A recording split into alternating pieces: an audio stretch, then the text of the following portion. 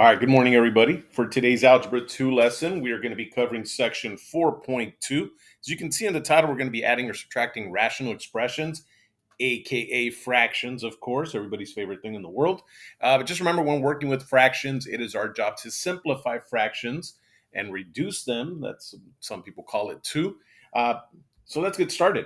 When you're adding or subtracting with like denominators, so the idea is back from our past in elementary, we learned that to add and subtract. So to add and subtract fractions, we need common denominators. Without common denominators, we cannot add these fractions together. And remember, when you do have that common denominator, that denominator is going to stay the same for both fractions. Well, it's going to turn into one, of course. That's our ultimate goal, just having one fraction out of it. But when we have these two fractions here and they have a common denominator, like I said, our goal is we're really going to work with the numerator, which is the top of the fraction. We're going to end up with one fraction at the end. That's our major goal. Just remember, be careful with that minus sign. You might need to do a little distribution. So when you have a minus sign, you may need to distribute. So we're going to make that little note to ourselves. So you may need to distribute a minus sign or a negative if you want to think of it that way. All right, so let's get started. So we have two quick examples here to get us going. So example number one, let's see. Our first fraction has a denominator of 4x. Our second fraction has a denominator of 4x. They have a common denominator, which is great. So all that means is they already have a common denominator, so I'm going to create one fraction. Again, that's our ultimate goal. And then on the top, it says 7 plus 3. And of course, 7 plus 3 is just 10 over 4x. There is our single fraction. Again, when we're adding and subtracting fractions, our ultimate goal is to have just one fraction. Now, we're not quite done yet because if you notice, the 10 and the 4, they're both even numbers. That means they can continue to be reduced. And so when we reduce fractions, sometimes we do this, right? We tell ourselves, hey, this can be divided by 2. This can be divided by 2. Of course, not the x. We can't do much with it. And so we end up with 10 divided by 2 is 5. 4 divided by 2 is 2 with an x underneath. And there is our reduced or simplified fraction. So again, from now on, you don't need to be told to reduce a fraction or to simplify it. You need to automatically do it. So always look to see if you can reduce these coefficients. Now, when we look at the second one, this is what I was warning you about earlier. We do have to be careful when we see that minus sign, especially since there is a binomial right after that minus sign. Now, let's look at the fraction first. My denominator is x plus 6. This denominator is x plus 6. Then I am ready to create a single fraction out of it. Again, that is the ultimate goal, to have just one fraction, not two. And then here we have a 2x. So 2x. Here's that distribution of the minus sign. Again, you're not subtracting just the 5x. We're subtracting the 5x and the 1. So a negative times a positive is negative 5x. And a negative times a positive 1 is also a negative 1. And of course, as always, we're going to combine our like terms here. So I do have x plus 6 at the bottom. 2x minus 5x is 3x. And of course, we have that minus 1 there. Now, it is a negative 3x. There we go. We just saw that minus 5x there. Now, the big mistake that people make is they think, oh, I can now cancel the x's, because I know we're always looking to see if something can cancel out. Remember, when you have a binomial, when you're adding and subtracting, you're either canceling all of it, like the x plus 6 would have to be on top for it to cancel. So you're canceling all of it, or you're not canceling any of it. So in this case, we are officially done with that problem. So again, when you're adding and subtracting with like denominators, right, they have a common denominator already, you're really just working with the numerator. And as you work with the numerator, you'll do what you did in the past, a little distribution, and then you're going to combine your like terms, which is, in essence, all we're doing. So let's see if you remember these facts. So we're going to give you a moment here. to work on the your turn problem. So you have 3 of them here to try out, very similar to what you just saw earlier. It'll be on your next test, of course. So we're going to pause the video here for a moment, take some time to work on C, D, and E, and then we'll come back to the video and see how you did so you can check your answers.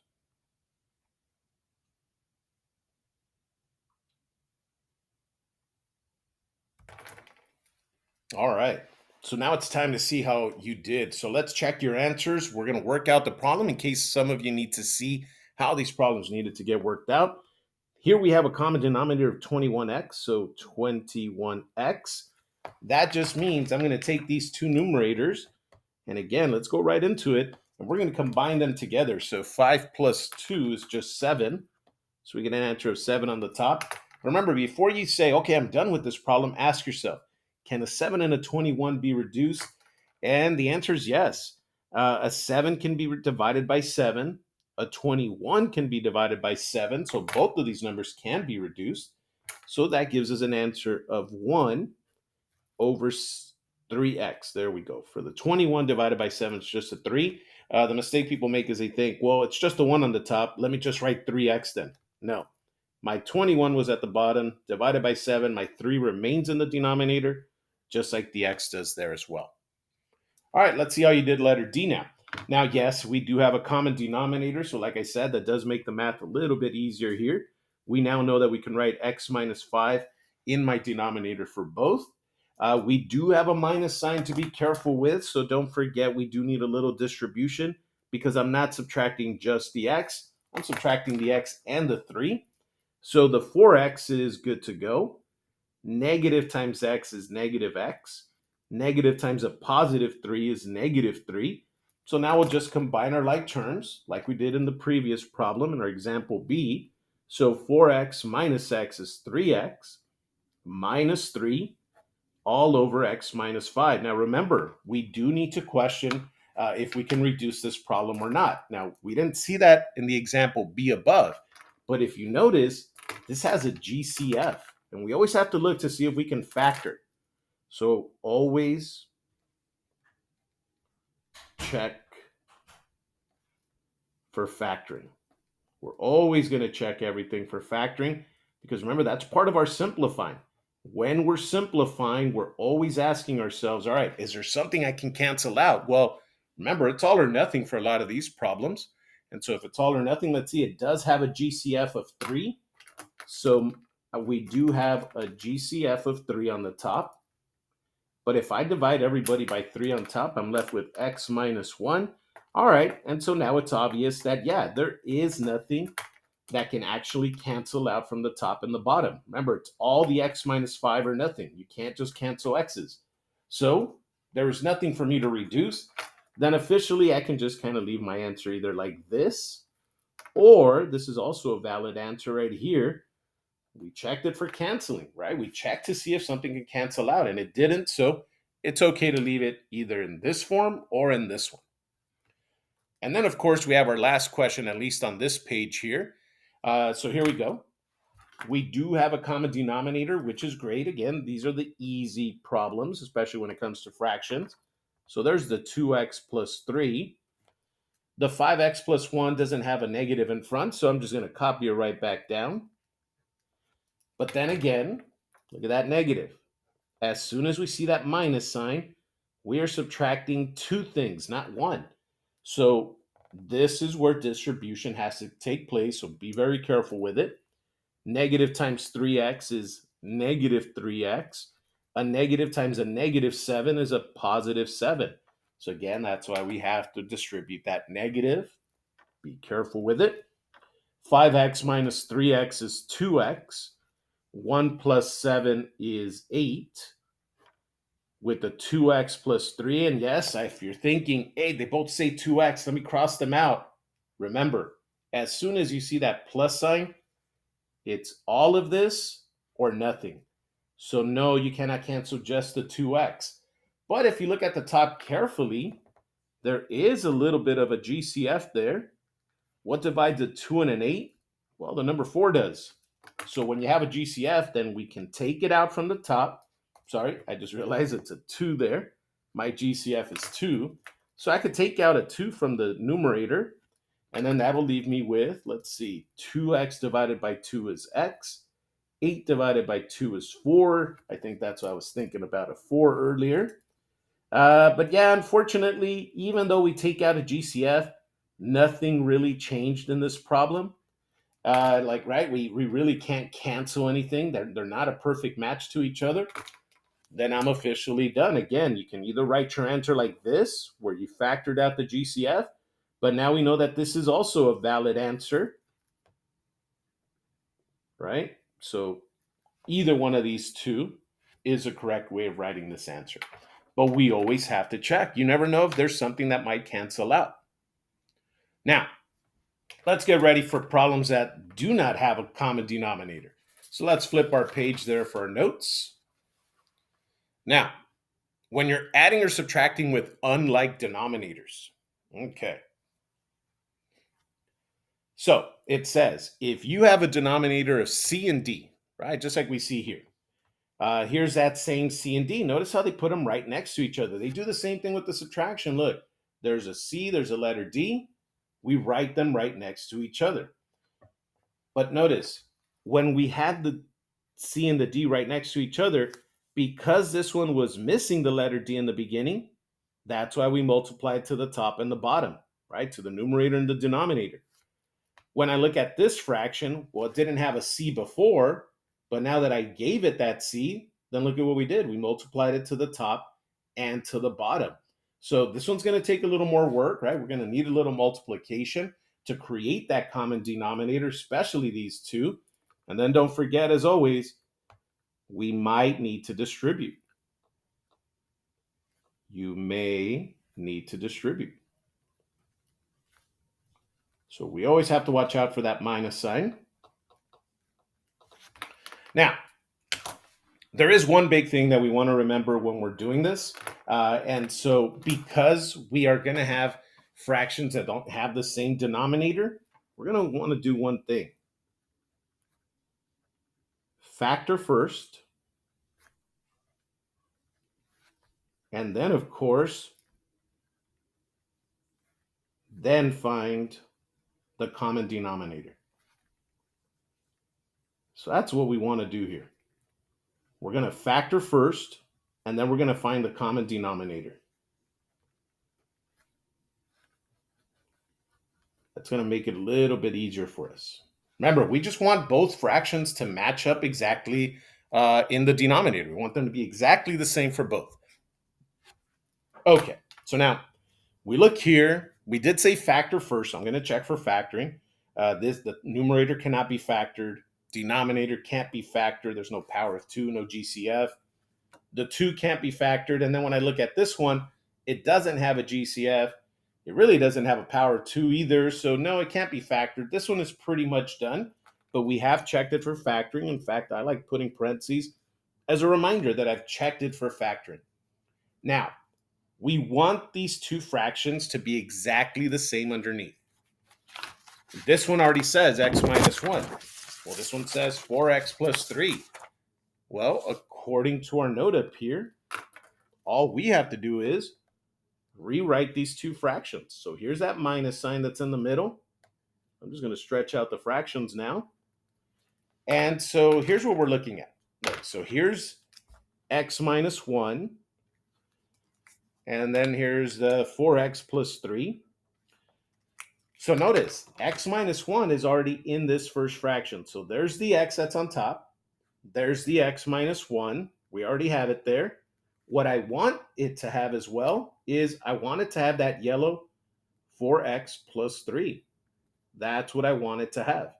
Let's move that minus sign a little over. But if I put it here, right, there's that 4x plus 3. Well, and it needs to go up there too. If you give it to this fraction, whatever, remember how we used to say in algebra, whatever you do to one side, you do to the other? In fractions, the rule is whatever you do to the denominator, right? So we gave it a 4x plus 3, and we need to give it to the numerator. We need to give it to the top.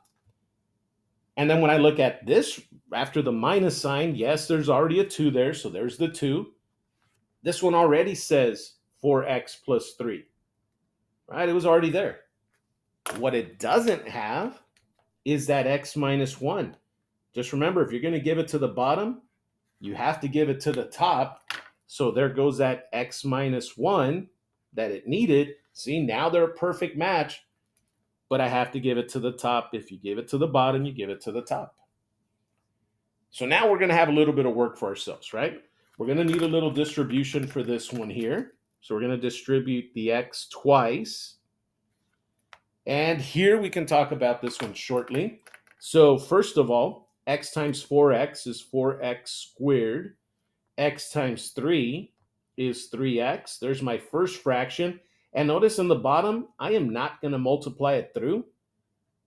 I want to leave it in factored form because later on when I ask myself about, hey, is there anything that can cancel out when I'm working out this fraction? I don't want to multiply it through. Let's leave it in factored form.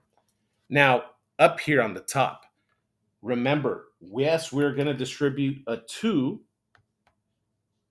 but you also have to remember that there was a negative involved. So what I'm actually going to distribute is a negative 2, just to get the problem done a little bit faster. Now, they both have a common denominator already, which is why all I'm going to do is stretch this line out. I don't want to write this twice again. They already say the same thing on both. So negative 2 times x is negative 2x. Negative 2 times negative 1 is positive 2. There it is. And again, we only wrote this once. Why? Because this fraction has it. This one says the same. Then we only have to write it once. That's why it's called the common denominator. All right, let's keep working this numerator out. That's 4x squared. 3x minus 2x is 1x plus 2. My denominator says x minus 1, 4x plus 3. So we do have to check to see if we can factor this out. 4x squared plus x plus 2. Because if I can factor something out, well, it doesn't have a GCF. Let's see, 4 times 2 is 8, and then they have to add up to a 1. Yeah, factoring isn't really going to work for this one. So there's my final answer. But we do have to kind of check it for our guess and check there for these, just to see if something would cancel out. It didn't. Luckily, it didn't. So now, let's look at letter B here. Now, for letter B, here's our first one, first denominator. Here's our second denominator. But when I look at it carefully, I notice that, yeah, this one, the second one, the yellow one, cannot be factored. But check this one out. It says x squared minus x minus 12. We have to check this for factoring. If I'm going to try my guess and check, right, I'm going to factor here. When I try the guess and check, let's see. We know it's going to start off with an x for both. They have to multiply to give me a 12, but then they're going to combine, a negative 12, but they have to combine to give me a negative 1. Well, there's only two numbers that'll do that for me, and that's a negative 4 times a positive 3. That's what this thing factors out into. So now, look at what we have here. Let me rewrite this, okay? So the first fraction officially now says x minus 4, x plus 3, and it has an x on the top, plus this one has a 5, and it has x minus 4 in it. So when I'm comparing, let's see, this one has an x minus 4. Great. This one already has an x minus 4. Perfect. So far, so good. But then when I look here and we go, hey, this one has an x plus 3. Well, this one doesn't. So what am I going to do? I'm going to give it to the bottom, right, into my denominator. So I'm going to give it that missing x plus 3. But if we give it to the denominator, we, of course, have to give it to the numerator as well. And so now we can stretch out that little fraction line there for ourselves. Remember, that's the idea. In algebra, it's whatever you do to one side, you do to the other. In the rational world, right, when you're working with rational functions or fractions, whatever you do to the numerator, you have to do the denominator and vice versa. All right, well, look, we have a common denominator. I can create that single fraction. So x minus 4 times x plus 3. Common denominator, we're going to have to write it again just once. Here, there's an x. I didn't have to multiply anything on top. It already had both. Then I'm just going to write the x. And then here, we're going to do a little distribution. So 5 times x is 5x. 5 times 3 is 15. Now we're going to combine like terms, which are the x and the 5x. So when we combine the x and the 5x, we get 6x plus 15 all over x minus 4 times x plus 3. And let's see, does it have a GCF? It does have a GCF on top. Remember, we have to try to factor. We never know. Something might factor out. So when I look at the problem on top, we see a 6 and a 15. So the only thing that divides a 6 and a 15 is a 3. So there's my GCF. And then I'd be left with 2x, right? 6x divided by 3 is 2x. 15 divided by 3 is 5. Well, unfortunately, nothing will cancel, but we did have to check, and we did, so that's fine. But nothing cancels out. So technically, yes, this is my answer right here. Or we could have said this one as our answer. This one's fully factored. It just depends what they ask for in the question. All right, so let's take a moment here. You're going to do the 2 problems underneath, see how they go for you. So we're going to pause the video, see how it goes, and we'll come right back so you can check your answers.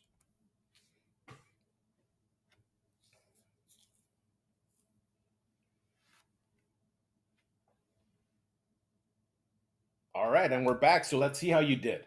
Now, for the your turn problem here, the first one, yeah, they don't have a common denominator. So since they don't have a common denominator, we are going to see if we can factor. Nope, this can't be factored.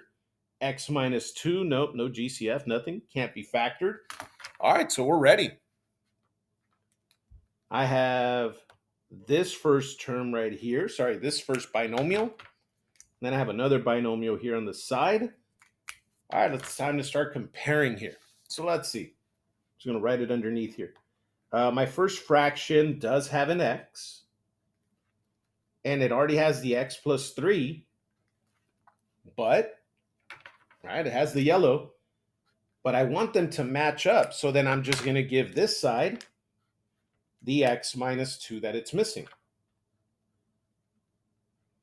But the yellow one was there, but not the blue x minus 2. So I'm going to give that x minus 2 to the top. There's the plus sign. There's the 4.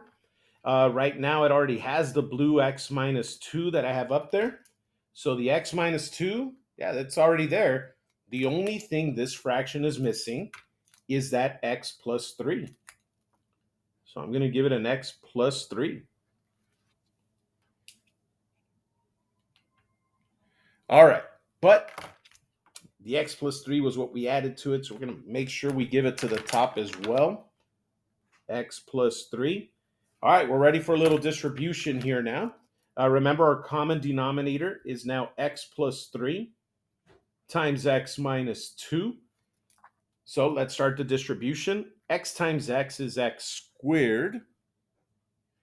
X times negative 2 is negative 2x. So there is our distribution there. Now, 4 times x is 4x, so it's a positive 4x. And positive 4 times 3 is a positive 12. Remember, all we need to do now is just combine like terms on the top. Let's keep our denominator. Let me write that first. We don't want to forget to write it. All right, so we have x squared. Negative 2x and positive 4x is positive 2x plus 12. Now, let me just think about this one here, see if there's any factoring I can do. There's no GCF. My two numbers have to multiply to a positive 12, and then they have to add up to a 2. Since there's no negative, meaning no subtraction, and this is not factorable, so this is my final answer for this problem. But again, we have to question factoring. And then, of course, for letter D, yes, this one did need a little bit of work, right? We need to factor here. And so if we think about the factors, we already know it's an x and an x to give us the x squared, but they need to multiply to give me a positive 2, and then they have to combine to a negative 3. Well, then the only two numbers that'll work are a negative 2 and a negative 1. Negative 2 times negative 1 is positive 2. Combine those two together, there's my negative 3. All right, so here's my new fraction. So what I wanted to show you here. So it says 7x, x minus 2, x minus 1. The other fraction says 3 with an x minus 2. But remember, we want these two fractions to be exactly the same in the denominator. So here I have an x minus 2. Well, this one has it also. This one has an x minus 1. This one doesn't. Well, if it doesn't have it, well, then feel free to give it to it. You just have to make sure you give it to the numerator as well. So we're going to give this an x minus 1. And now this is ready. Look at that. These two fractions have the exact same denominator. We're ready to start working with it. So we're going to go with x minus 2. X minus 1 is now our common denominator. There was no multiplication needed here, so I'm just going to write the 7x. But watch out. I'm not just distributing a 3. I'm distributing that negative 3. So we're going to multiply negative 3 times x is negative 3x. Negative 3 times negative 1 is positive 3. That's why you have to make sure you do that distribution. You don't want to accidentally just write a negative 3 there. All right, let's combine our like terms. 7 minus 3 is just 4x plus 3 all over x minus 2 times x minus 1. And if you notice, this can't be factored. It doesn't even have a GCF. And that just means one thing. We are officially done with this problem.